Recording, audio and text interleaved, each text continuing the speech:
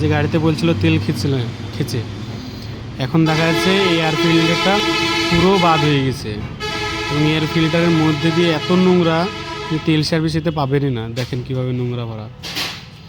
Air ফিল্টারটা এখন change করতে হবে। এয়ার ফিল্টারের ভিতরে বক্সটা পরিষ্কার করা হলো। এবার এয়ার ফিল্টারের ভিতরে পরিষ্কার করলো। এবার এর নতুন এয়ার ফিল্টার দেখেন, এর কোয়ালিটিটা দেখেন, ওর কোয়ালিটিটা দেখেন। এর মধ্যে যে ওই এয়ার ফিল্টারটা কী অবস্থা হয়েছে। এর এয়ার ফিল্টারটা সেট হয়েছে। এবার খুললে অন্য কাজ করছে।